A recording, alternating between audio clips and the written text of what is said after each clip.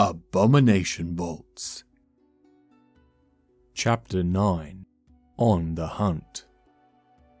Content warning.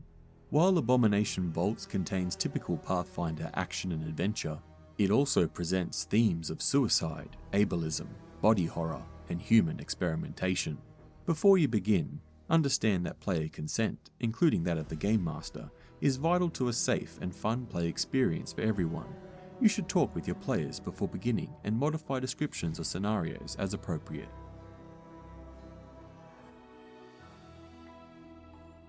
Chapter 9 Synopsis.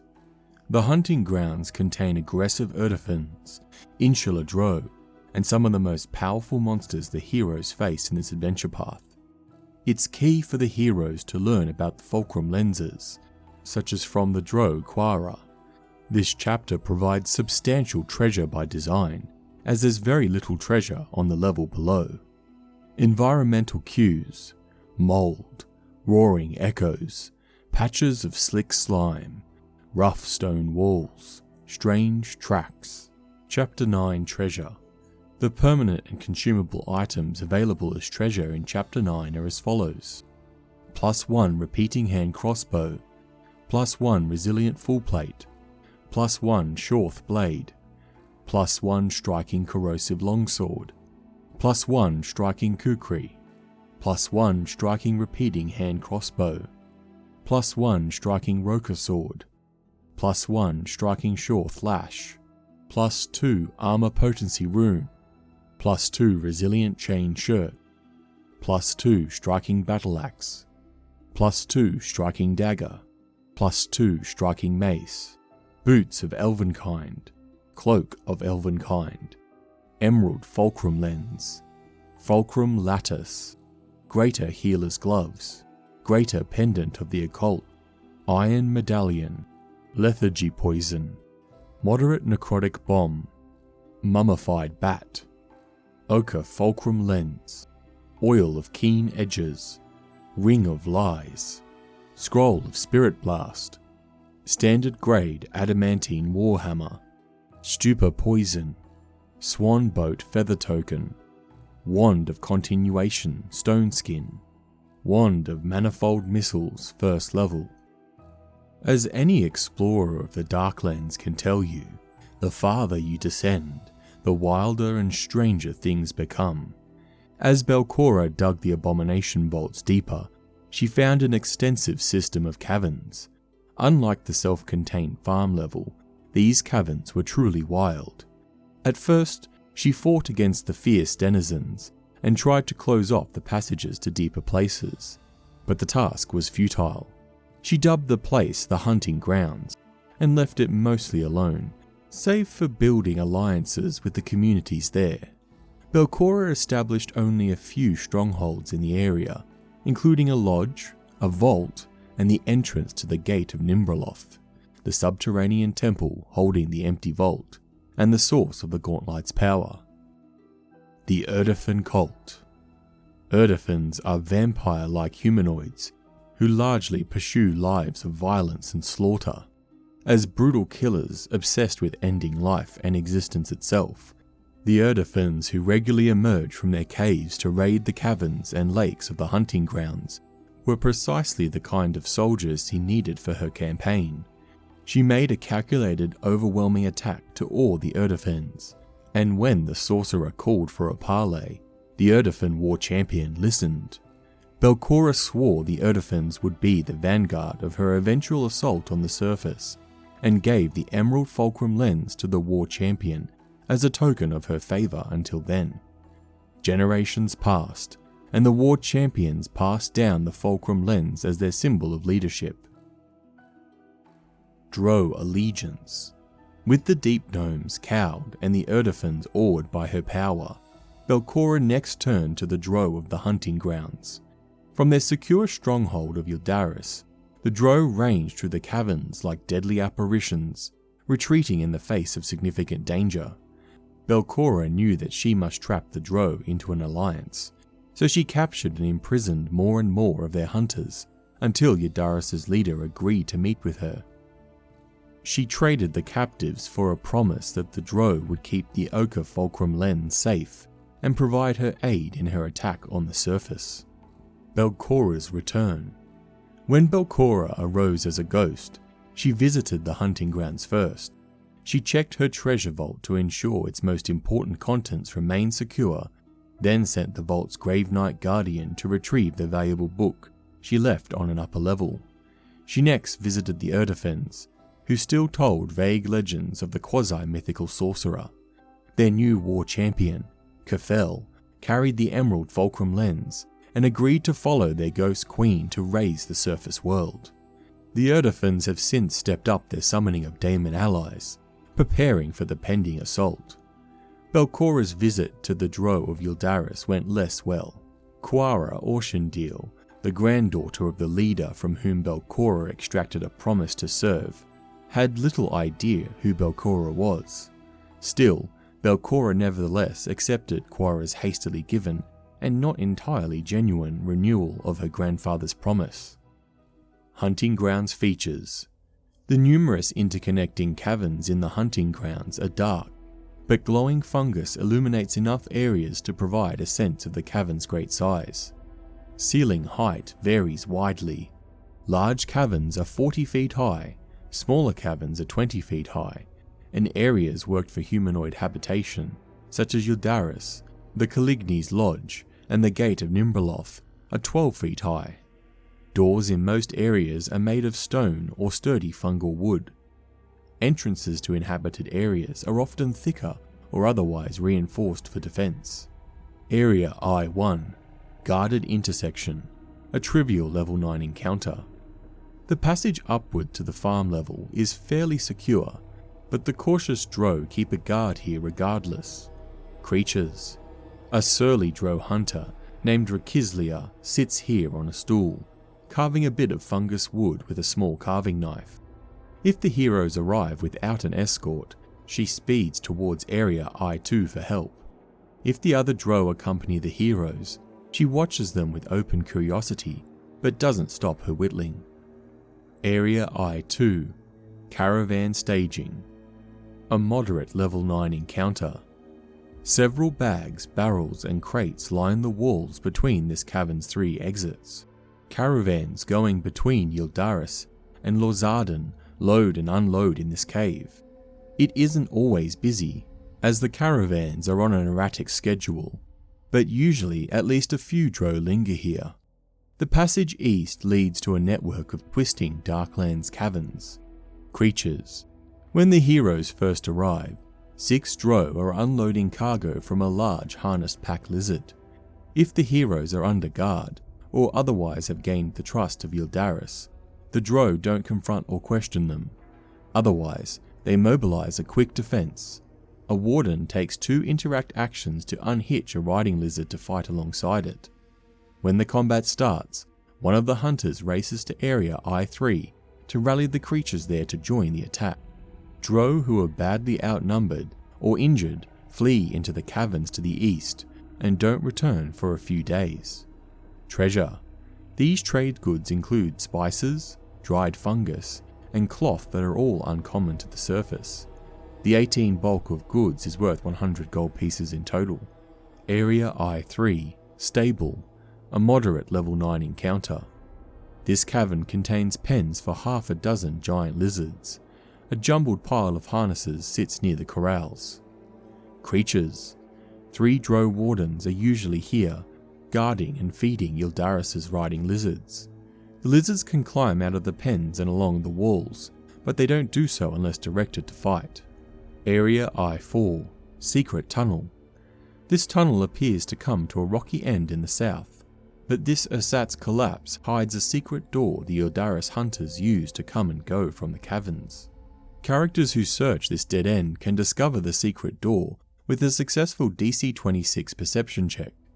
Any character who is detecting magic or is an expert in survival automatically finds it, as the secret door is magical in nature, and there are several subtle tracks leading right to it. The rubble swings aside when an invisible magical wall panel is touched by someone speaking any words in Elven. Magic reinforces the secret door so it's impossible to break through. Area I5, Yldaris Entry, a trivial level 9 encounter. Iron sheets cover the outside of the western door, with a slot at Drow eye level covered by a sliding plate on the inside. The door has no keyhole or handle and is reinforced by heavy bars. Anyone seeking entrance must either burst through the door with a hardness of 15 and 60 hit points, or supply the secret knock known to all the outpost Drow, which occasionally changes, and wait for a guard to open it. The door to the east leading into Yldaris uses the same construction, but it's normally open and unbarred. Creature. A Drow Warden named Takliter stands guard inside the door, ready to admit anyone who gives the proper knock. If the Warden hears the Nong Rock, he at first ignores it, thinking another Drow is just misremembering. If the beats persist, or if he realizes someone is trying to break down the door, he opens the slot and takes a shot at anyone on the other side, then shuts it and raises the alarm. Area I6, Watch Chamber, a moderate level 9 encounter. A table and chairs sit in the northeast corner of this large room. The walls feature words carved in a flowing script, underscored with harsh marks. Of the 4 doors leading out of this chamber, the door leading west looks sturdier than the others. The words on the walls are Drow aphorisms in Elven about staying alert and protecting one's home. The harsh marks record times the Drow have repelled invaders and lived up to these sayings. Creatures. When the heroes first arrive, a Drow shootist named Yorix and a pair of hunters are playing cards with a Drow version of a Harrow fortune-telling deck. In the event of an assault, they knock on the 3 doors leading deeper into Yldaris to alert more defenders, but they make their stand here. If the heroes are allies of Yldaris, the Drow cheerfully invite the heroes into their game. The stakes aren't high, and the Drow cheat relentlessly, but it might be an enjoyable way for the heroes to pass the time. If the heroes rescued a Drow rogue, Falzi Orshendil from Area F12, he's also here gambling. Falzi is well regarded because he's a distant cousin of Yldaris' leader, but he's fundamentally lazy. He greets the heroes warmly and insists his companions that they can be trusted. A peaceful meeting. If any Drow led the heroes to meet with Quara, they stop here to ask the heroes to leave their weapons for the duration of that meeting.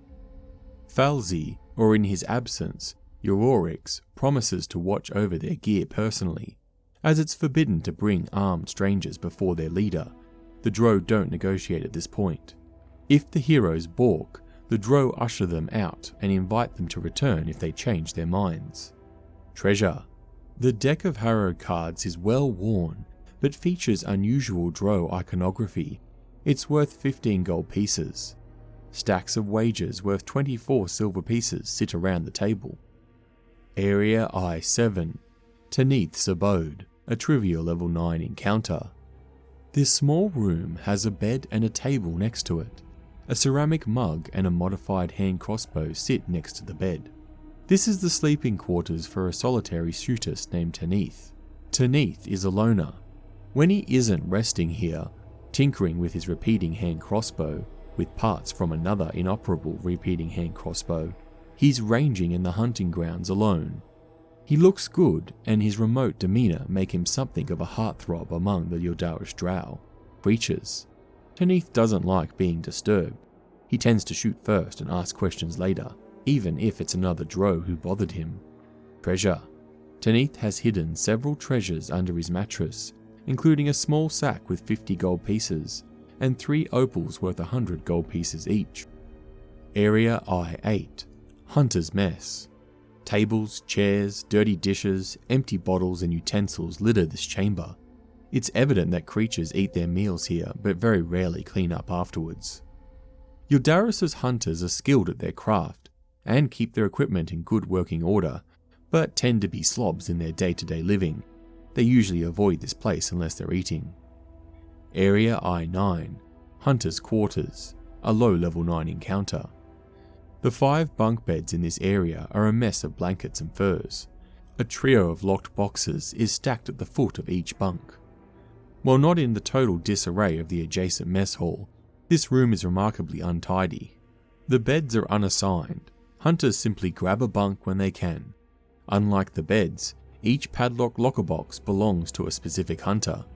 Each padlock requires 5 successful DC 30 thievery checks to unlock, or a single DC 30 athletics check to force open. Most hunters carry their keys on their person. Creatures. At least 3 hunters are usually resting here. They're quick to rouse and confront danger. Treasure. Each locked box has some personal items, 2d10 gold pieces, and 4d10 silver pieces. One contains a mummified bat. Area I-10, Target Practice, a low level 9 encounter. A cluster of stools takes up one corner of this room, but most of it's empty space, with several reed-stuffed dummies dangling from the ceiling on the south wall. The dummies are full of holes, a few bolts still lodged in them. The shooters engage in close-range target practice here. A secret door conceals a storage closet to the west. A hero who searches the room and succeeds at a DC 25 perception check locates it. One of the hooks hanging from the dummies, when pulled, causes the door to slide open. The closet holds discarded dummies and some atrocious fungus wine. Creatures. Here are typically a pair of shooters practicing. Fiercely competitive, they ignore any sounds outside the room as they're so focused. Area I-11, Shootists Quarters, a low level 9 encounter. 4 bunk beds are crammed into this room. In front of each sits a trio of sturdy padlock boxes. The shooters tend to be much more orderly than the hunters, but this is still a communal space. Shooters come and go when they aren't doing other tasks in and around of Yldaris, and sleep where they like. The lockboxes are similar to those in Area I-9. Creatures. There are typically a pair of shooters resting here at any given time. They're quick to respond to any alarm or sounds of trouble. Treasure. Each locked box has personal items, 3d10 gold pieces and 5d10 silver pieces. One contains an oil of keen edges. Area I-12, Warden Barracks, a trivial level 9 encounter. This room contains a pair of bunks and a low table. Like the hunters and the shootists, Drow wardens dwell in these barracks. The more regimented wardens insist on assigned bunks, but they don't have lockboxes and thus keep their valuables with them and their personal items tucked inside their blankets. Creatures. There's typically at least one warden resting in each room. When they are in danger, they call out for others who are quick to come out of their room. Encountering these wardens together constitutes a trivial challenge for 9th level characters. If Salacia Malthulus is present in Area I-14, she joins the fight, making this a severe challenge. Area I-13, Overflow Lodging. This room contains a pair of bunks, each with a carefully folded bedroll atop the mattress. At the foot of each sits a pair of strongboxes with padlocks and keys. As with any border outpost, Yldaris' population waxes and wanes with caravans coming and going at any time. These rooms are set aside for visitors, and Quara offers them to the heroes. The empty locker boxes and padlocks are like those found in Area I-9. Area I-14, Master Warden's Quarters, a moderate level 9 encounter. Master Warden Salaisa Malthulus keeps the door to her bedroom locked and carries the only key. It requires 5 successful DC 30 thievery checks to unlock, or a single DC 33 athletics check to force open. This room is tidy and clean. It contains a bed, a small desk, and a large trunk. Yldaris Drow all look to Salaisa for leadership when Quara isn't around. If something happens to Quara, Salaisa becomes Yldaris' next leader. The desk containing extensive notes about the wardens of Yldaris, their names, schedules, personal quirks, and other evidence that Salaisa is watching them all very closely. The trunk contains only personal items. Creatures. Salaisa is continuously on the move, and rarely uses her room for anything but sleep. The heroes might encounter Salaisa anywhere in or near Yldaris. She isn't nearly as friendly with the heroes as Quara is, and she's concerned that having unknown surface dwellers in Yldaris puts the whole community at risk. In a fight, Salaisa quickly seeks aid from any nearby Drow. She's reluctant to let opponents flee, because she doesn't want to have to fight them again later. She's utterly loyal to Yldaris, and she fights to the death to protect it. Treasure. Salaisa's desk contains suspicious items confiscated from visitors, including a ruby idol of the evil god Mazmez worth 40 gold pieces. Area I-15, Common Area, a low level 9 encounter. This large room contains several tables with benches and a few padded chairs. Heads of strange creatures hang stuffed and mounted on the walls. The heads are trophies of creatures slain in the hunting grounds. They include an albino basilisk, a chul, an ether spider, and a sugathi. The secret door on the south wall is one way. It doesn't open from this side, and can't be detected here. Creatures. There are 2d4 wardens here at any time, eating meals or swapping stories. Area I-16, Kitchen, a trivial level 9 encounter. Several fire pits and small ovens with flues bored into the rock walls stand about this chamber. Dishes and utensils are stacked on a central table. A basin of water stands in one corner, a soapy film across its top. Stacks of barrels and crates totter precariously against the south wall.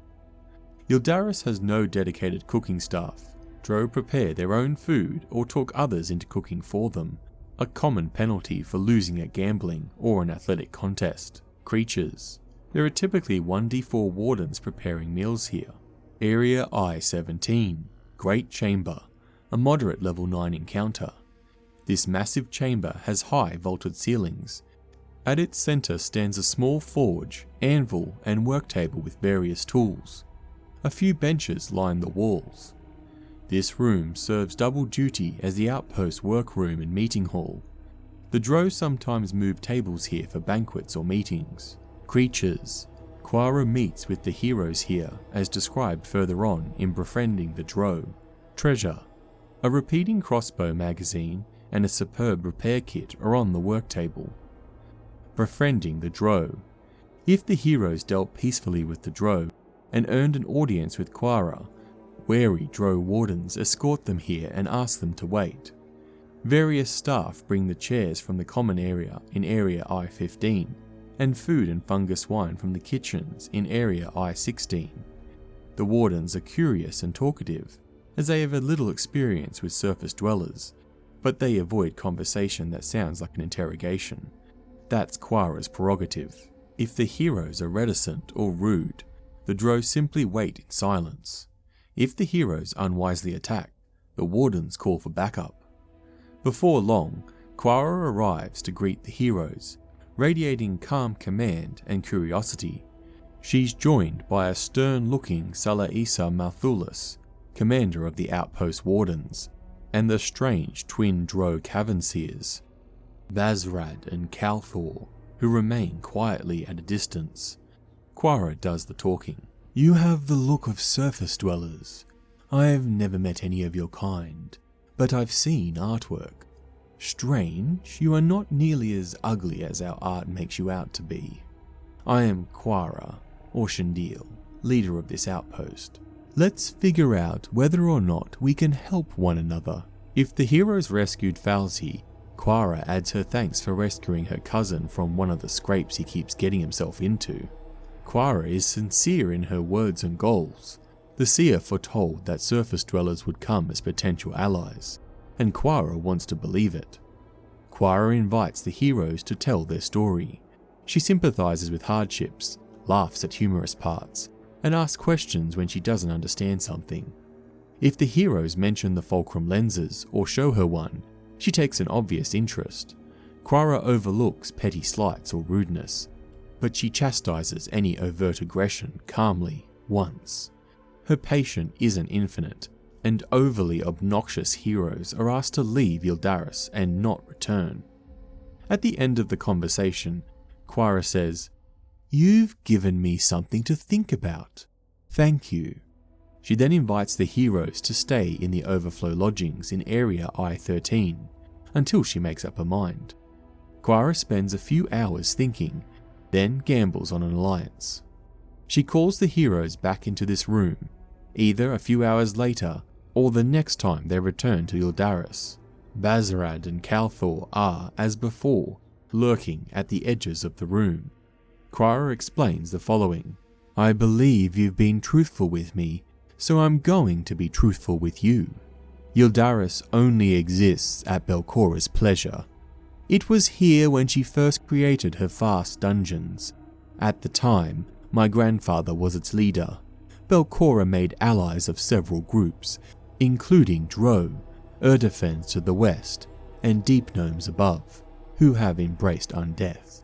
To each she gave a large magical lens with strange powers, for safekeeping I believe. Ours was the Ochre Fulcrum lens, and it could manipulate emotions. But there was more to the lens.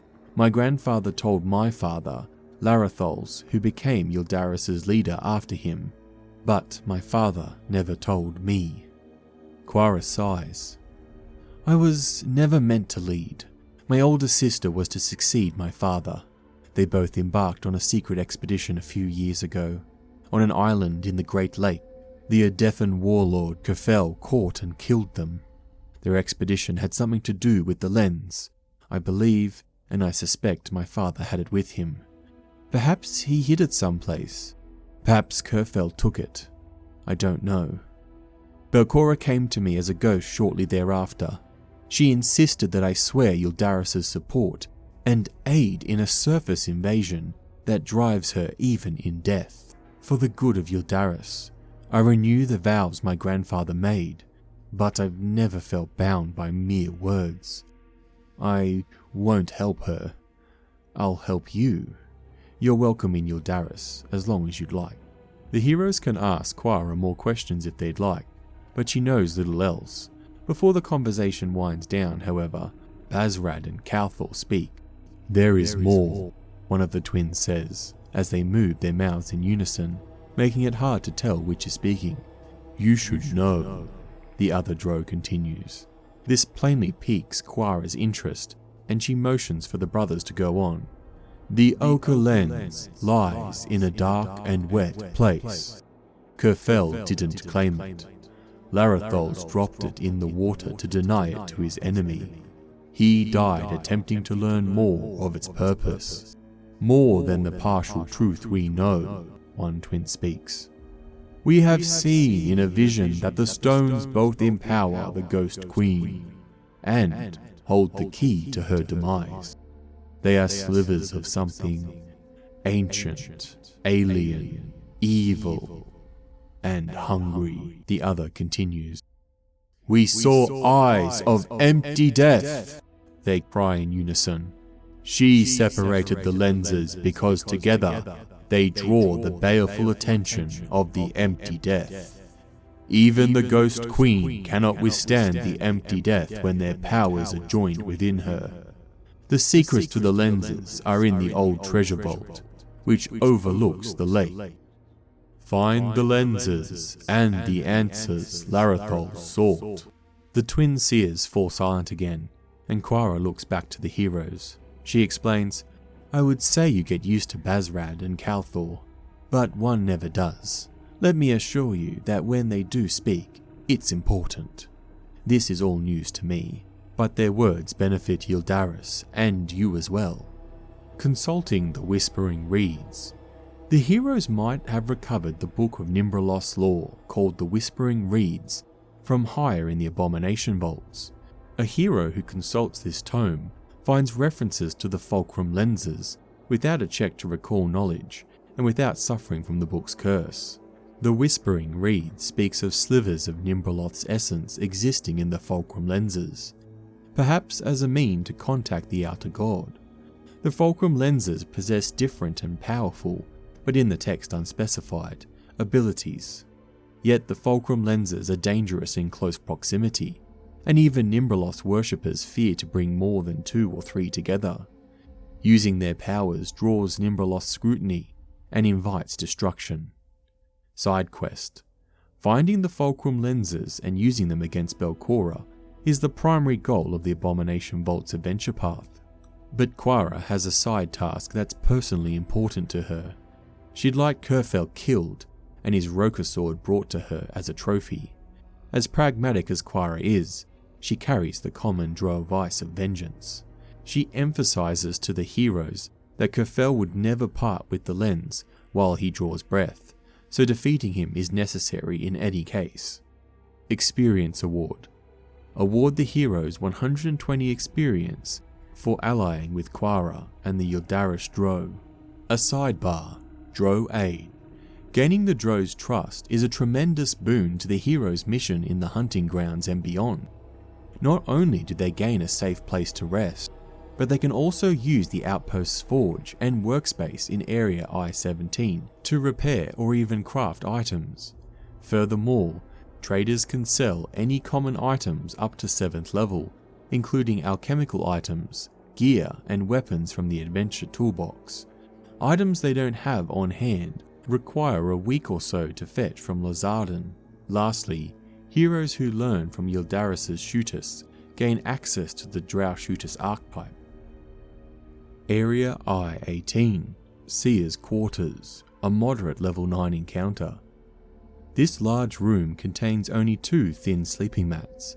The ceiling is painted with patterns resembling constellations. Bazrad and Calthor live here. The twins receive enigmatic divinations by communing with the stone of the Darklands, focused through the patterns in the ceiling. They share this wisdom with their allies in whatever way they believe best benefits the Yldaris. Creatures. When here, the twins are usually meditating or resting. In a fight, they use their occult powers to harry and incapacitate foes one at a time. Area I-19, Quara's Chamber. Both doors along this hallway are locked, and Quara carries the keys. Picking a lock requires 5 successful DC 30 thievery checks, or a successful DC 33 athletics check to force open. The inner door bears a glyph of warding containing a 4th level sound burst, with a DC 28 basic reflex save, and a DC 28 to notice and disarm the glyph. The glyph triggers if the door is opened without the key. An unmade bed, plied with pelts, sits next to a table stacked with papers, and a half-eaten meal on a plate. A chest sits crookedly in the corner, with cloth spilling out of it. This chamber has always housed Yldaris' leader. It was most recently Larathol's room, and now it's Quara's. This fact sits uneasily with her, as she still considers this room to be her father's private space.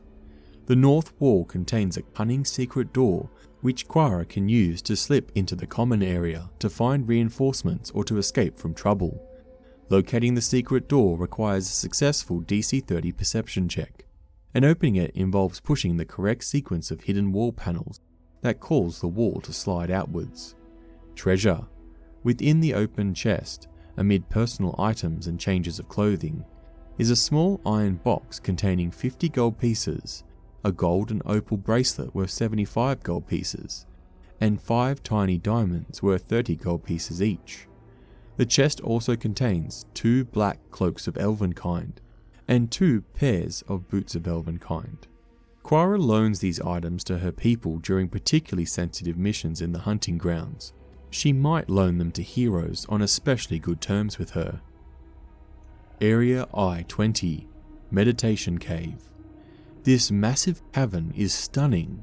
Among its grey stones cut veins and growths of crystals in lustrous shades of pearl white, dark purple, glimmering blue, and brilliant scarlet.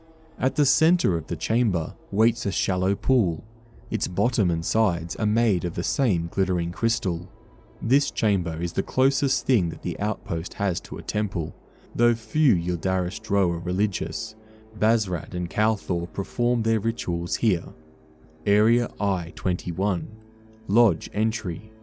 This massive stone structure is flanked on one side by the massive gaunt-like footprint to the north, and on the other by the enormous iron ladder descending the chasm into the farm level. Belcorra built this lodge so those hunting in the wild caverns could relax in relative safety. In the earliest days, Urdefhans, Drow, and various mercenary hunters all used the lodge in a series of uneasy truces enforced by Belcorra and her children. These fragile truces fell apart when Belcorra died, and the lodge has changed hands several times since then. The Calignis currently holed up within are insular and reclusive. They only rarely leave to hunt, as their leader, Galudu, takes care of most of their needs. The hero's best way to meet with them peacefully is to speak with Dulac in the shrine in Area H8. Otherwise, the Calignis view anyone barging in here as a threat, and the heroes must be especially diplomatic to placate them. The door has a massive lock, but it was smashed long ago. Now the Calignis bar the door from the inside. It can't be forced open, but it can be destroyed with hardness 15 and 60 hit points. It is also protected by a glyph described here. Glyph of Warding. Galudu placed a glyph of warding on this door that affects any non-Caligni who touches it. It contains a 5th level lightning bolt with a DC 26 basic reflex save and a DC 26 to notice and disarm the glyph. Area I-22, Great Hall, a severe level 9 encounter. This large hall was once grand and impressive. Now the wall's murals are chipped and stained.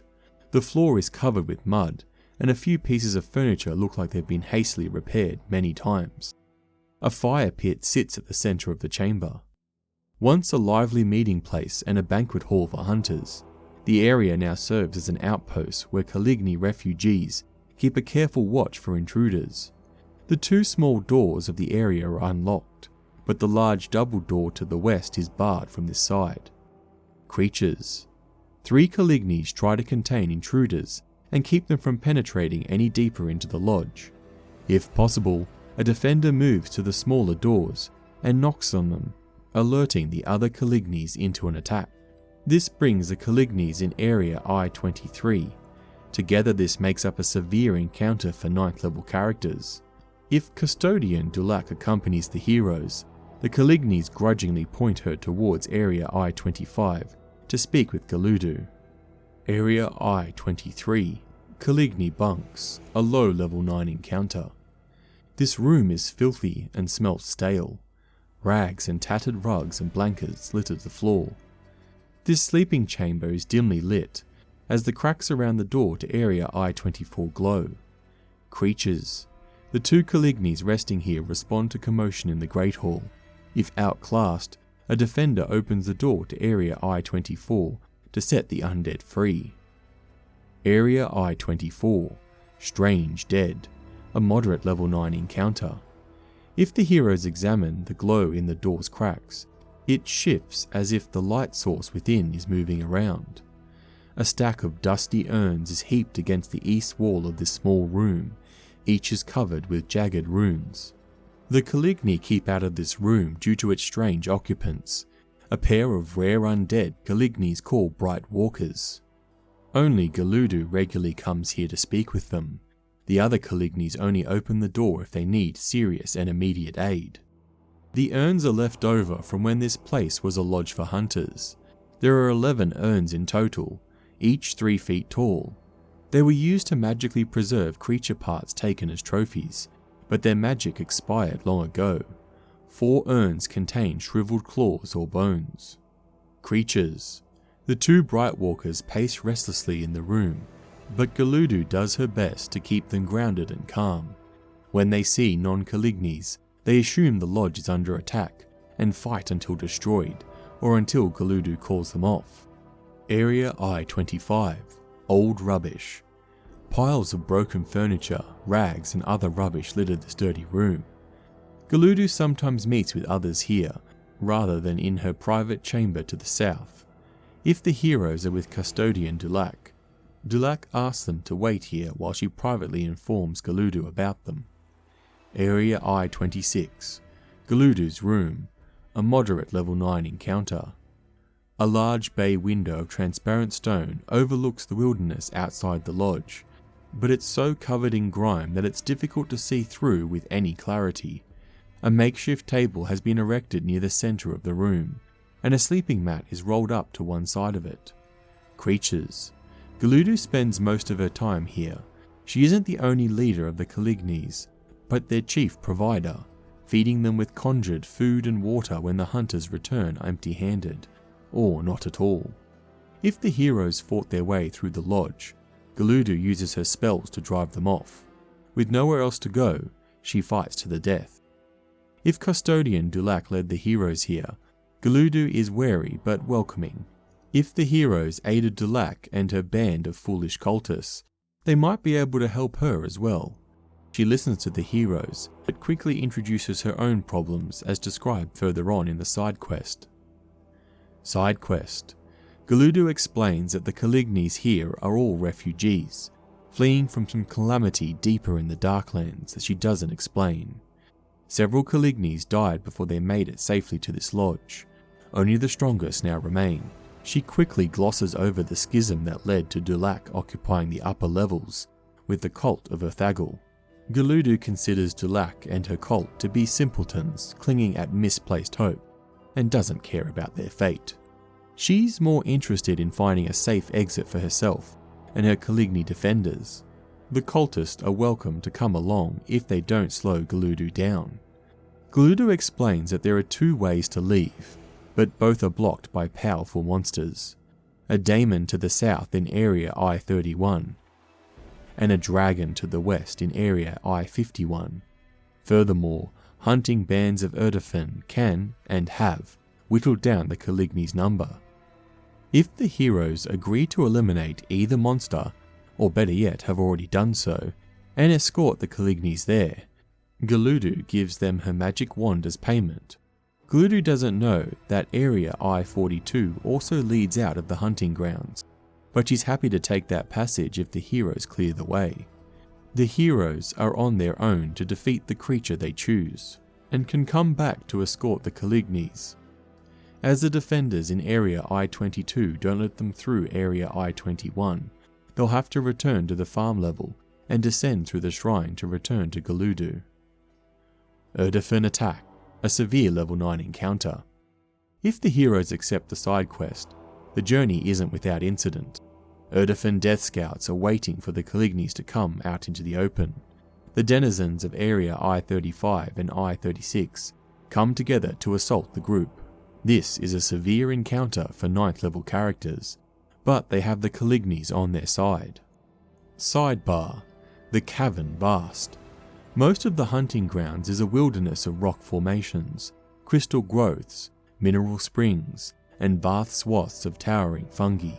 Its denizens aren't always found in their respective encounter areas. Every 15 minutes that the heroes spend traversing the cavern, make a secret DC 5 flat check. On a success, they face one of the following random encounters. If the result would be a creature the heroes have already faced, treat it as no encounter.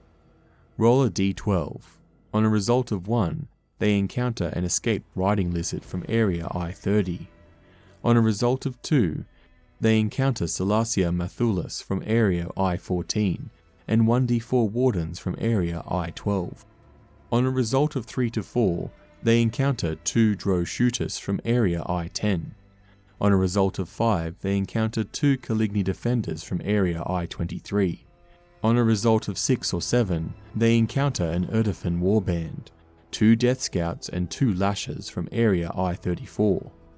On a result of 8 to 9, they encounter Urdefhans and Daemons, 4 Warriors and 2 Cester Daemons from Area I34. On a result of 10, they encounter Urdefhan Sacrifice Seekers, 1 Blood Mage and 3 Tormentors from Area I35. On a result of 11, they encounter the Cthulhu from Area I41, which returns to its nest after 2 rounds. And on a result of 12, they encounter Ravirex from Area I51. Area I27, Ladder Base, a low level 9 encounter. A large iron ladder stretches upwards into the darkness. Its chains and rods are cracked and flaked with rust. This ladder leads over 100 feet up to Area H34. Creature: 4 Cester Daemons prowl amid the rubble and fungus at the ladder's base. They are so eager for violence that they fight anyone they see to the death. Area I28, Central Pit. A ribbon of twisting light extends from a circular hole in the ceiling to a matching hole in the floor. The stone near the light looks pockmarked and infected. The rounded walls are decorated with snarling stone heads of fearsome monsters. Gauntlight's interior can't be reached from this level. The only access is from 100 feet above, in area H37, or 100 feet below, in area J20. A living creature that ends its turn within the 5-foot diameter ribbon of light takes 9d6 negative damage, with a DC 24 basic reflex save. The stone heads are simply decor that Belcorra liked. They constitute a checklist of sorts for aberrations. They include chulls, flesh warps, gugs, and other monsters the heroes are likely to have encountered. They aren't made of the same invulnerable stone as the Gauntlight, and thus can be removed or destroyed normally.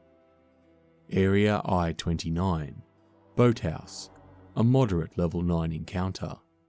This squat stone building, only 8 feet high, hugs the shore. 2 wooden docks jut from the building into the dark waters of the massive underground lake. The doors are caked with mold and lichen, as if they haven't been opened in years. The children of Belcorra once tended to this lake as they did the one above, but the Urdefhans routed them centuries ago.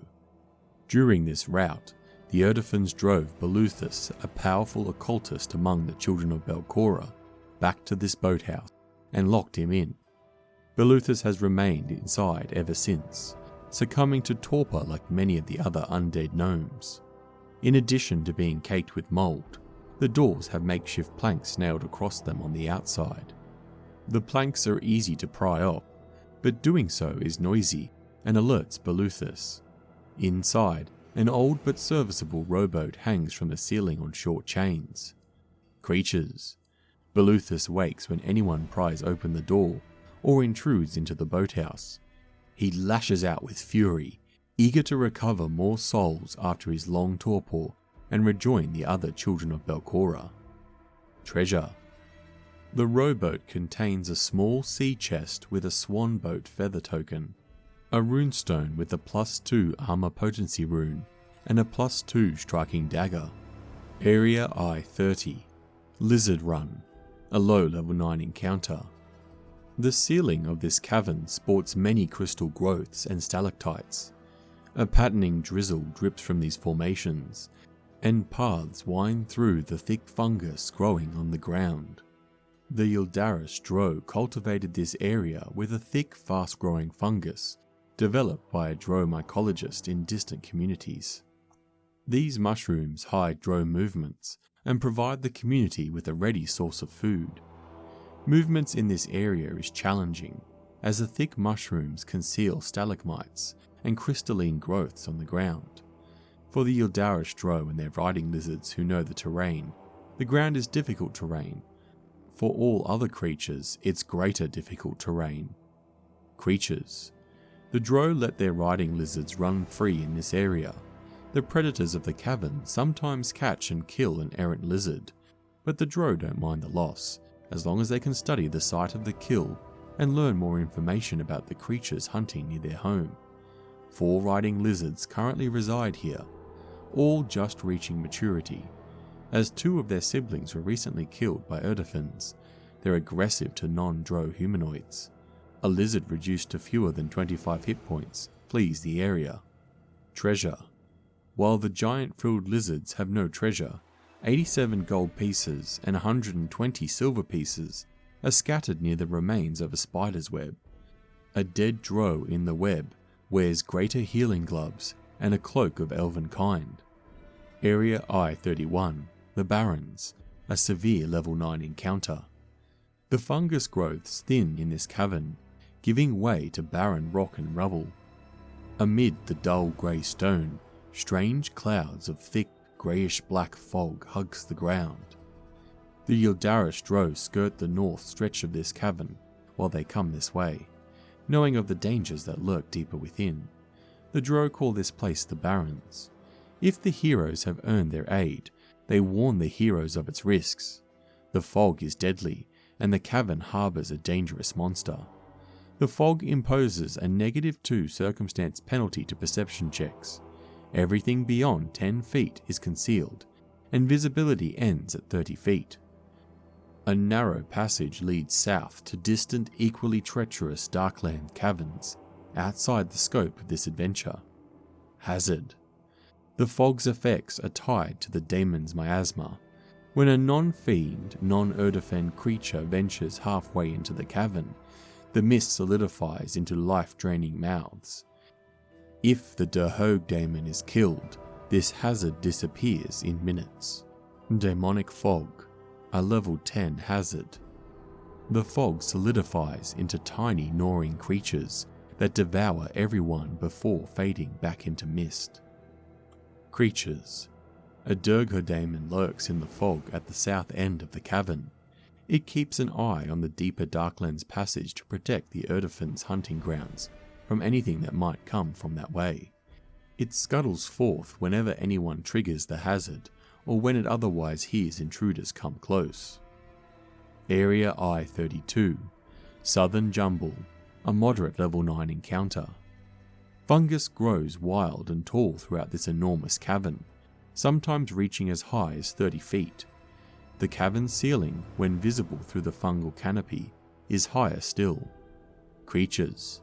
Some fungus in this wild section of the cave is dangerous.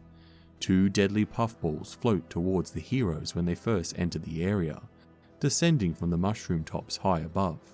They pursue foes as best they can and fight until destroyed. Area I33, Ferocious Displays, a low level 9 encounter. This wide cavern entrance is a disgusting sight. The walls are splashed with ochre and scarlet images in a riot of violent and obscene symbols. Stakes around the entrance holds up skulls and dismembered parts of strange creatures. This is the main entrance of the cavern complex where the Urdefhans live. Intelligent creatures in the hunting grounds avoid this place, knowing the Urdefhans ruthlessly protect their territory. Creatures. 2 Urdefhan lashers stand guard, while 2 death scouts lurk amid the gruesome displays of the skulls and body parts. They have been directed to shout an alarm in the face of powerful or numerous foes, but they jump eagerly into the fight as soon as they detect any enemies. If any 3 Urdefhans are defeated, the survivor suddenly realizes they should have called for help sooner and flees into Area I34 to raise the alarm. Replacements. If these guards are defeated, they're first replaced with death scouts and lashers from Area I34. Then with a pair of nervous Urdefhan warriors from the same area. Area I34, Urdefhan Hoard, a severe level 9 encounter. This massive cavern holds a jumble of low-lying tents made of stitched-together pelts and blood-streaked leather. Most of the tents surround a natural stone pillar, decorated with strange symbols in brown and red paint, amid skulls tied or spiked to the pillar. Hides of various creatures cover the entrances to 3 caves to the southeast, each with a narrow wooden door. Most Urdefhans in this Abomination Vaults dwell in this enormous cavern. They sleep in small, cramped tents, but spend their time awake eating, sparring, or working their weapons. Other accoutrements to support their camp, such as food storage and mundane supplies, are in the tents. Traversing this war camp to face Khurfel is difficult. With their craving for destruction, the Urdefhans are always ready for a battle. As they spend so much time sparring and fighting among themselves, the denizens of the adjacent caves in Area I35, I36 and I37 don't respond to the sound of combat here. The heroes might have an easier time bypassing these forces if they use stealth or trickery, but keep in mind that the daemons here have constant sea invisibility. Creatures. Nearly 20 Urdefhans can be found here at almost all times, along with 2 cesto-daemons who stoke their bloodlust. About a third of the Urdefhans are sleeping, but they're quick to grab their weapons and join in a fight if other Urdefhans raise a hue and cry. All the Urdefhans fight with growling whoops and revel in battle, even if they're losing. If heroes defeat all the foes here other than the Urdefhan warriors all break and flee together. If the heroes retreat from this battle, most of the Urdefhans let them go. 1d6 Urdefhan warriors follow, screaming for the heroes' blood. If the Urdefhans defeat the heroes, they don't kill them, but rather take them alive and hand them over to the tormentors in Area I-35, where they might have a chance to escape before being sacrificed. Sidebar: Khurfel on the march. If the heroes assault the Urdefhan camp and retreat or escape, Khurfel is active in his retribution. He doesn't wait for the heroes to return. Instead, he leads a Lasher, a Death Scout, and 4 Urdefhan warriors in search for them. The next random encounter the heroes have is an encounter with Khurfel's war party. Alternatively, you can have the war party show up whenever the heroes are travelling outside of Yldaris. Area I-35, Summoning Cavern, a low level 9 encounter. This cavern slopes upward to a flat area. A metal box about 3 feet across sits against the northern wall, its lid pressed against the wall to prevent it from opening. A bloody circle surrounded by runes is painted on the floor.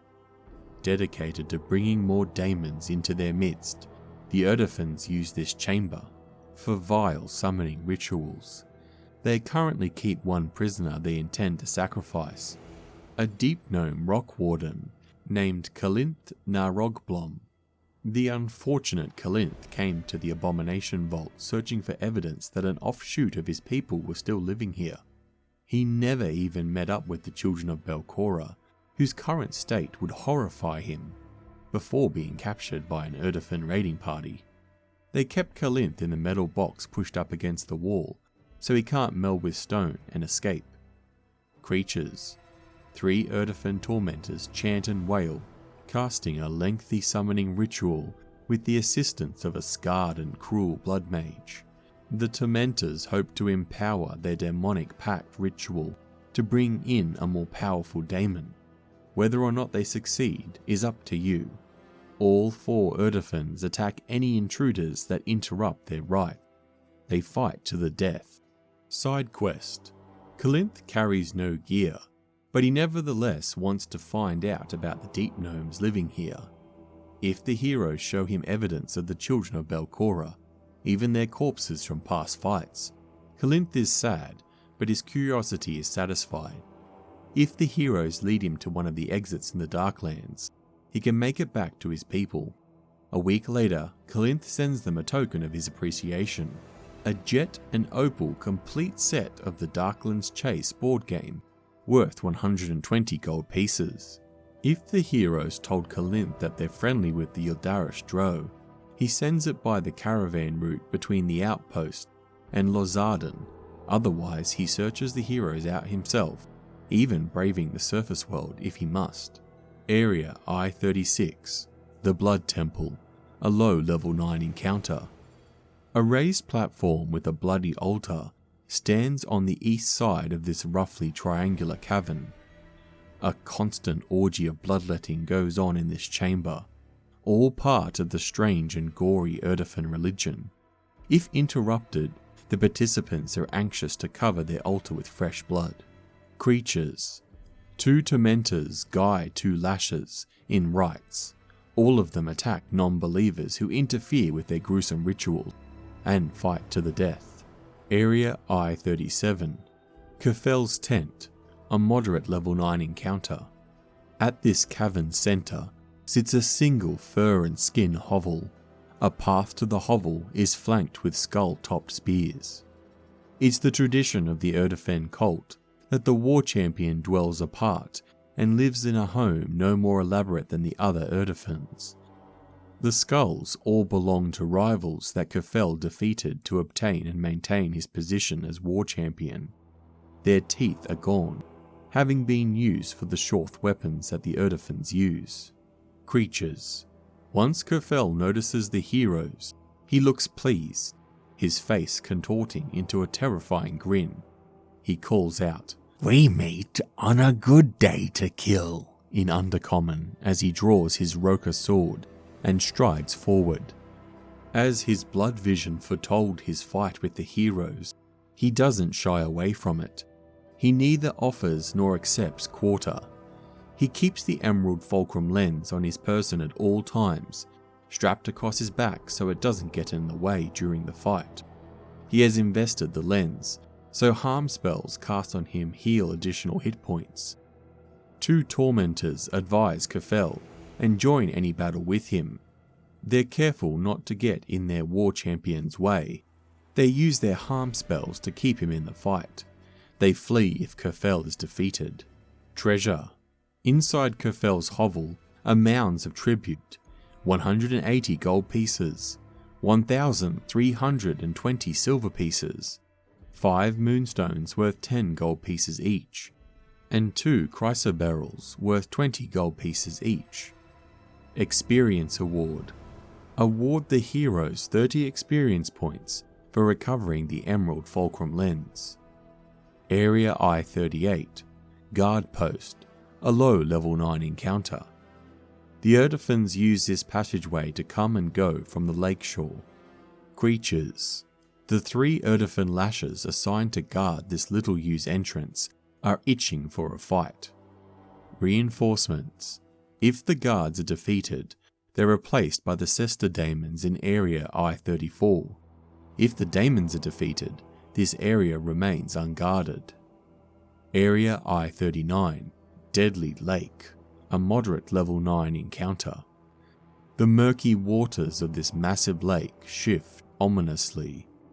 Though not covered with a cloying sickly mist, like the large lake in the farm level, this lake is hundreds of feet deep in its center and harbors strange aquatic life. Creatures. A total of 6 deep-water Hutherexes swim in this lake. 2 quickly come to investigate any disturbance in the water.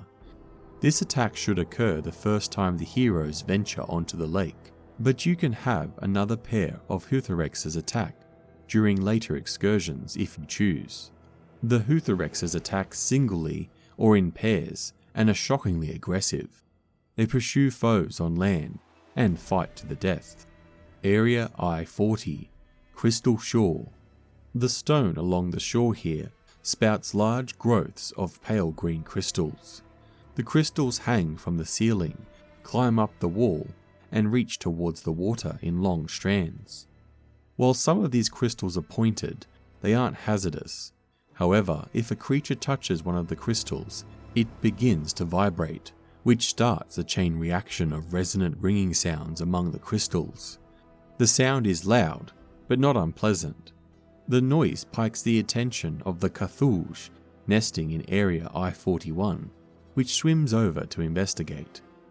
Area I-41, Island Nest, a severe level 9 encounter. A mix of green crystals and greyish stone make up the mass of this island. A few patches of fungus grow across the rocks, with a particularly thick patch near the island's eastern shore. The thick patch is a Cthulhu nest, holding 2 eggs. Creatures. A Cthulhu recently came to this island to lay its eggs, and stockpile corpses to feed its hatchlings. When it detects the heroes, it attacks immediately to secure a source of food. If reduced to fewer than 40 hit points, it flees the island and abandons its eggs.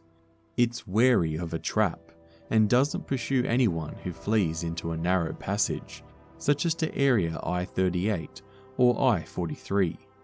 Finding the lens. Quara's father dropped the ochre fulcrum lens in the water near the eastern shore of this island during the battle with Khurfel. Spells like Detect Magic locate it easily, otherwise a hero searching the water finds it with a successful DC 28 perception check. If the heroes haven't already encountered deep water Hutherexes in Area I-39, those monsters might harass anyone spending a lot of time searching this area. Treasure. The 2 Cthulhu eggs are valuable to the right buyer, but finding one can be difficult.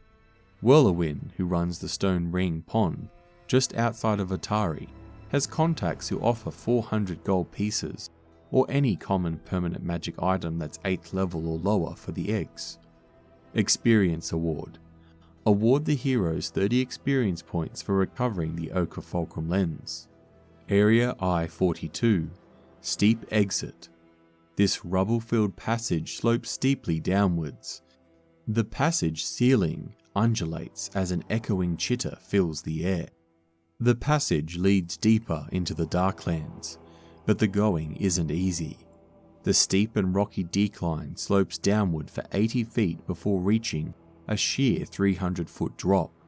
Several disused natural passages radiate outwards from its base, but where these passages might lead is beyond the scope of this adventure. Hundreds of tiny subterranean bats lair here.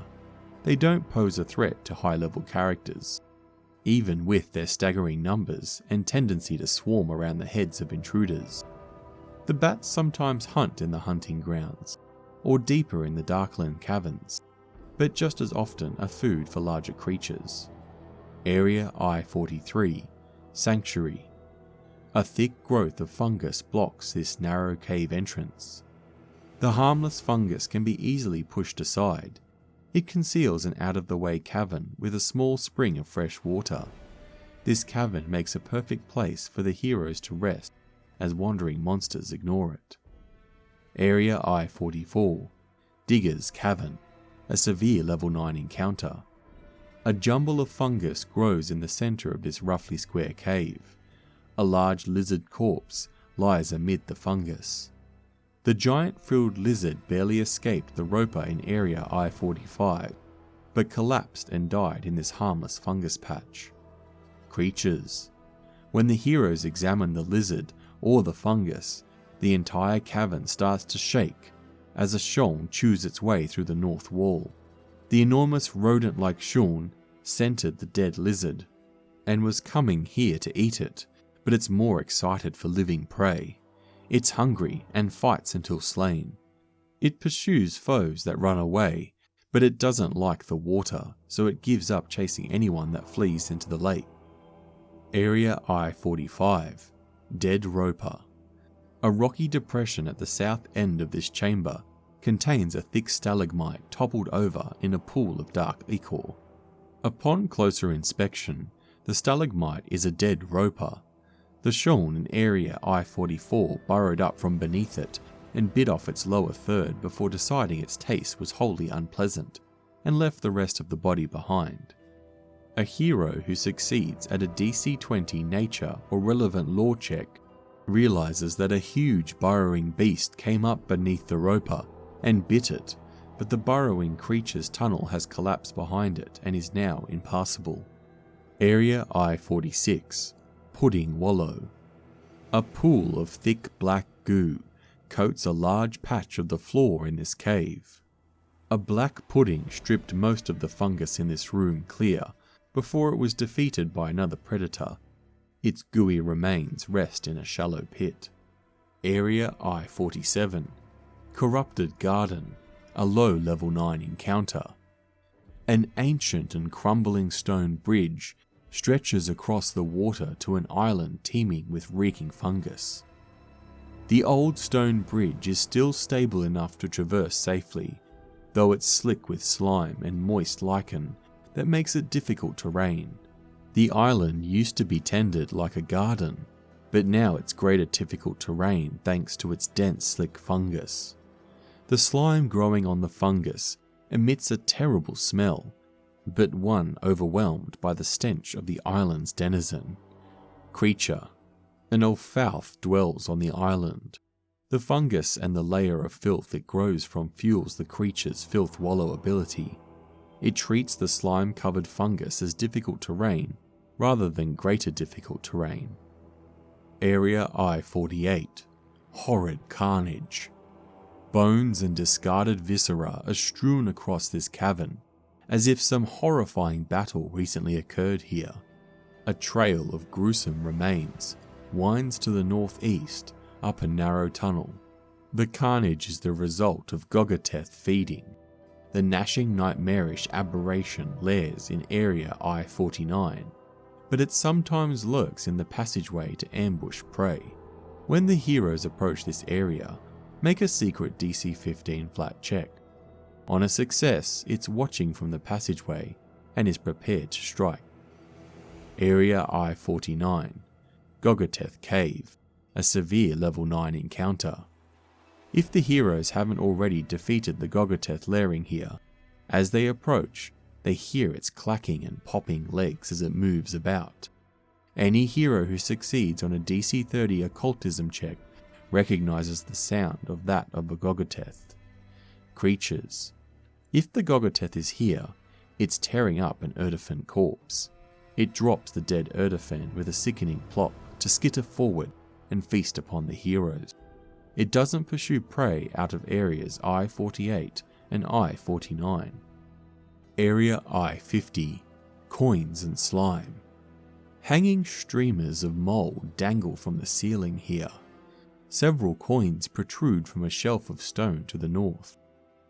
A traveller left the coins on the wall here long ago, hoping to keep them safe, though they never returned.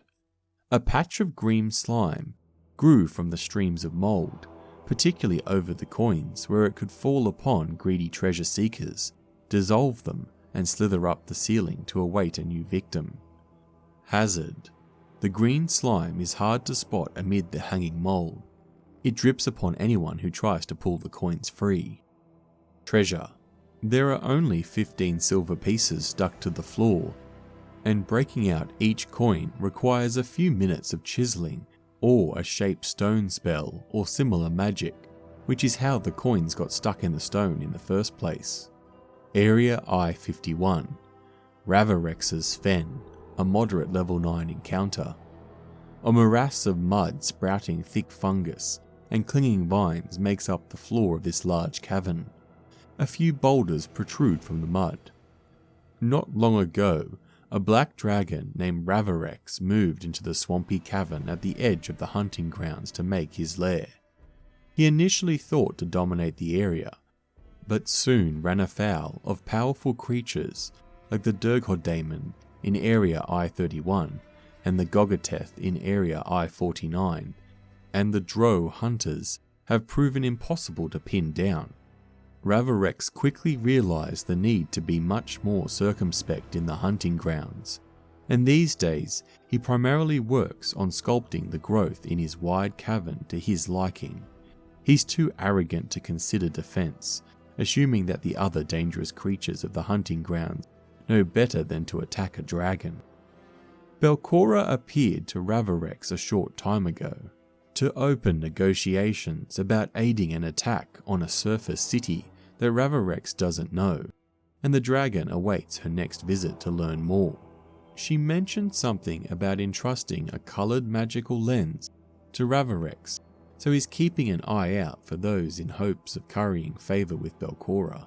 2 passages lead out of this area to wild darkland areas to the west. Swamp waters flood the southern passage entirely, while the northern passage is clear but very narrow. Creatures. While not working to sculpt the fungus in its lair or out hunting, Ravarex rests upon his hoard in the alcove to the north. He defends his lair ferociously and works hard to drive intruders away so he can preserve his privacy. If he learns that the heroes have any of the magic lenses he believes Belcorra wants, he targets the heroes who carries them and tries to take them. Treasure. The dragon's hoard consists of 260 gold pieces, 1,412 silver pieces, 4,303 copper pieces, a golden goblet worth 200 gold pieces, a +2 striking mace, an iron medallion, a scroll of spirit blast, and a mummified bat. Area I-52, Vault Ledge. The lake's water laps lazily on a wide stone ledge surrounding a structure built into the cavern wall. The ledge is thick with lichen and barely wide enough to stand on. A single iron vault-like door with a metal handle and a keyhole leads into the structure. Belcorra built this secure vault as a place to gather the treasures she planned to use to fund her assault on Absalom. Beneath the profusion of lichen, the ledge holds several cleats for securing boots. The vault doors look formidable, but is surprisingly unlocked. The vault's only intelligent occupant, a grave knight named Caligni, recently travelled to the 3rd level of the Abomination Vaults to recover some books Belcorra wanted, and he neglected to lock the door when he returned. Hazard. The vault door isn't locked, but is trapped. Blast Tumbler, a level 10 hazard. A hard-to-reach rune is placed on the lock's tumbler. It emits a blast of force when the door is jostled. Area I-53, Vault Antechamber, a low level 9 encounter. The dust is thick in this room, save for footprints that lead to and from the southernmost of 3 iron doors, which look similar to the vault's entrance. On the south side of the chamber is a hardened clay statue sculpted to resemble Belcorra. Each door leads to another vault. The doors to Area I-54 and I-55 are both locked, and Caligni the Grave Knight has the keys. The locks require 6 successful DC-40 thievery checks to pick a lock to open, and they can't be forced open. The door to Area I-56 is unlocked. This is where Caligni went. Creatures. The statue is a clay golem, charged with attacking any creature other than Belcorra or Caligni. It fights until destroyed, its old clay grinding as it attacks. The sound quickly brings Caligni to fight as well. Together, they're a severe encounter for 9th level characters. Area I-54, Coin Vault. 3 iron chests, all different sizes, are lined up against the north wall of this room. The boxes hold a mass of treasure that Belcorra accumulated in life to aid her assault on Absalom. Treasure. The largest box contains 8,000 silver pieces, and the next largest holds 500 gold pieces. The smallest has 100 platinum pieces. All these coins were minted centuries ago. Area I-55, Alchemical Vault. This door is difficult to open, even once unlocked, because the inside has been warped by an explosion. Inside the vault is a tangle of ancient wood, shattered glass and pottery. Scorch marks scar the stone walls. Belcorra stored a variety of alchemical bombs in this vault. As the centuries passed, the wooden shelves that held some of them collapsed, creating a chain reaction of explosions, and leaving the room and its vault door in its current state. Nothing of value remains. Area I-56, Caligni's Vigil, a low level 9 encounter. This small bare room contains more vault doors, just as in Area I-53. Caligni Huravex carries these 2 keys as well. There's also a remarkably well hidden secret door here. A hero searching this room discovers the hidden switch to open it with a successful DC-30 perception check. Creatures. A warrior in archaic armor stands in this room clutching a greatsword. This is Caligni Huravex, a skilled mercenary who came to serve Belcorra when he heard how powerful his distant relative had become. Belcorra accepted Caligni's offer of aid, and promptly killed him, raising him as a grave knight eternally bound to serve her. Caligni proved his worth and loyalty to Belcorra many times, so she entrusted him with guarding her vault. He kept a silent vigil here for centuries. When Belcorra returned, she put Caligni to work fetching several books she wanted out of the hands of others who might use them against her. For the first time in centuries, Caligni left the vault. He recovered the text from the upper level of the dungeon and locked them in Area I-58. Caligni remains at his post and assaults anyone who enters. If the heroes didn't face him with the golem in Area I-53, he's encountered here. Caligni fights until destroyed, but he doesn't leave his post in the vault unless Belcorra expressly orders him to do so. Caligni's return. Destroying Caligni for good proves difficult because his armor rebuilds him. If he rejuvenates after the heroes have plundered the vault, he pursues them in an attempt to recover the items. He doesn't have any special connection to the treasures, though, so he might have to search around a lot to find where the heroes went. Caligni isn't likely to negotiate, but he's most interested in reclaiming his keys and returning the books to the vault, as those were the last things Belcorra expressed in particular interest, and he assumes are the most valuable to her. Heroes who turn over the keys and books might avert Caligni's retribution and keep the other treasures. Area I-57, Derelict Armory. Ancient weapon racks have collapsed over time, leaving many swords, spears and axes jumbled on the floor. Belcorra hoarded dozens of weapons for her campaign in this room, intending to arm the humanoid warriors who fought alongside the aberrant monsters in her attack. While most of the weapons are merely well made, a number of them are genuinely superior. Treasure. Amid the weapons are a standard grade adamantine warhammer and a +2 striking battle axe. A fallen armor stand is tangled up with the +2 resilient chain shirt that was once displayed on it. Area I-58, Vault of Secrets. The shelves of this room contain several old books and various odds and ends. In the center of the room is a dusty mechanism of copper and silver. It's missing its lenses, but otherwise looks like a framework of a lantern that belongs at the top of a lighthouse. The dust in this room has been recently disturbed. This is Belcorra's most protected vault, holding her treasures and secrets of her past.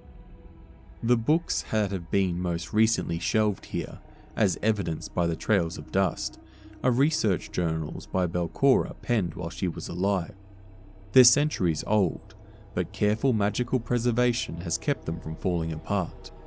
These journals describe the 4 fulcrum lenses, in crimson, ebon, emerald, and ochre, that focuses Nimbroloth's soul-extinguishing gaze across space and time.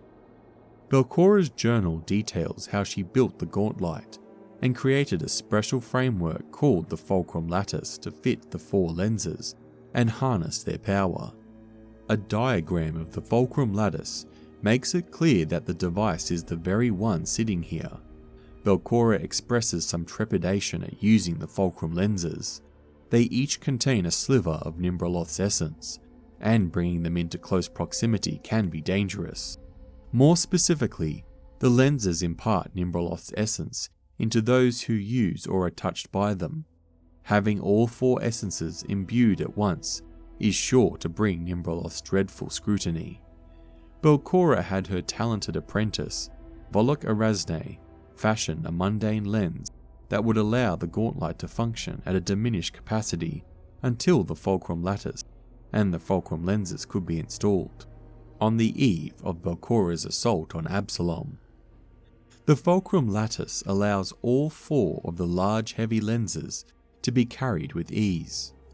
Belcorra's journal explains that she only uses the ebon fulcrum lens in the empty vault at the gauntlet's base, deeming the essence within one fulcrum lens a minimal risk.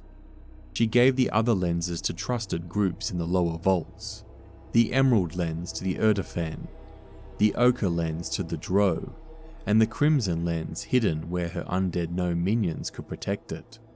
She trusts that the groups won't work together, much less learn about bringing the lenses together to imbue a single creature with all 4 splinters of Nimbroloth's essence that would impart total annihilation. Other books.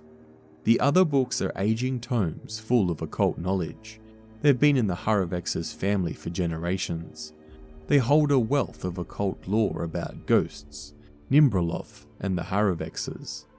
A hero who peruses these tomes for at least an hour gains a +2 item bonus on checks to recall knowledge on these subjects when using the investigation exploration activity here. Treasure. Belcorra keeps many valuables here, including a skull-shaped key worth 30 gold pieces that unlocks the doors to the Gate of Nimbroloth in Area I-60, and 2 signet rings, each that bear the symbol of a tentacle wrapped around a skull with a moss-filled mouth. One is a ring of lies, and the other functions as a greater pendant of the occult. The fulcrum lattice is also here, and it's surprisingly lightweight for its size. If the heroes have discovered any fulcrum lenses so far, they fit neatly into the lattice, and the lattice grows no heavier for their weight. Experience Points Award. Award the heroes 80 experience points for uncovering the lore of the fulcrum lenses and learning how to destroy Belcorra. Area I-59, Level 9 Portal Chamber. Spiraling runes filled with silver cover this chamber's curved walls. The same silvery metal covers the floors and ceiling. This room contains another inactive teleportation circle that the heroes might connect to the others in the Abomination Vaults with the Awakened Portal ritual. Experience Award. Award the heroes 30 experience points for using the Awakened Portal ritual to reactivate the teleportation circle here. Area I-60, Ebon Doors. These massive double doors are made of black and green stone. An oxidized bronze lock has a keyhole, but no handles. This door leads to a structure called the Gate of Nimbraloth, an ancient temple made of black stone streaked with a greenish, nauseating hue. Belcorra didn't build this place. She found it and incorporated it into her ever-expanding dungeon. Whether the Gate of Nimbraloth always existed underground, or it was once cast down from the surface, is a mystery, as are the cultists who once inhabited it. In any case, its entry is now seamless with the stone of the Abomination Vaults. The Gate of Nimbraloth includes not only rooms beyond it, but most of the lower level as well. The door's ancient lock is incredibly complex. 6 successful DC 40 thievery checks are required to pick the lock, and the door can't be forced open at all. The skull-shaped key located in Area I-58 opens this door. When it does, the key's carving changes to show moss sprouting from the skull's mouth. Area I-61, Hall of Priests, a moderate level 9 encounter. This large chamber is made of the same black stone as the imposing Ebon Doors to the north. 8 alcoves, 4 on each side, line the east and west walls. Each alcove contains the remains of jade-coloured statues. All the figures have been defiled. None have any heads remaining. Most are missing hands, and one is just a pair of bare feet upon a pedestal. An enormous stone throne, carved out of heavy blocks, stands in a domed chamber opposite the black doors. Well before Belcorra's time, this served as a semi-public area of worship for a cult of Nimbraloth, those seeking vengeance, an enemy's obliteration, or assurance that lost loved ones would return as ghosts, left offerings and sacrifices around the throne, and the creature sitting on it, who was called the Lady's Whisper. The creature that sits there still. Aspirants hoped that the shrouded skeleton would rise and lead them through one of the 3 doorways to take a test to become an initiate of the cult. Lady's Whisper sometimes remained still for years, or ushered in new cultists for days on end. Although even the senior cultists never understood the connection between Lady's Whisper and Nimbraloth, none questioned the skeleton's role as a gateway to cult membership. The cultists did not know, however, that only those the Lady's Whisper ushered into the eastern door would join the cult. The western doors led to a grim fate reserved for those unworthy to be even tested for admittance into the cult. Creatures. Lady's Whisper is a unique undead creature distantly related to the lesser deaths that serve the Grim Reaper. For reasons long lost, the skeletal creature is irrevocably tied to Nimbraloth. It knows that the heroes are here to face Belcorra and are ill-suited to join the now non-existent cult, but it decides to put them through an initiation trial anyway, in the hopes of weakening and killing them. Lady's Whisper commands the allegiance of many dread wisps within the Gate of Nimbraloth, but there are none here to defend it when the heroes first arrive. so it deals with the heroes cautiously. Lady's Whisper rises and holds forth both hands, gesturing for peace. Then it points to the eastern doors and whispers the name of each hero, one by one. It steps towards the eastern door, gesturing for the heroes to follow. If the heroes attack, Lady's Whisper lashes out with its claws to teleport heroes away, preferably into the adjacent chambers with dangerous wisps and traps. It flees if it takes more than 50 points of damage, but tries to lure the heroes deeper into the Gate of Nimbroloth as it does. Area I-62, Oblivion Fall. Made of the same dark stone as the rest of the temple, this passage opens into a rectangular chamber. Hazard. The chamber at the end of the hall has no floor.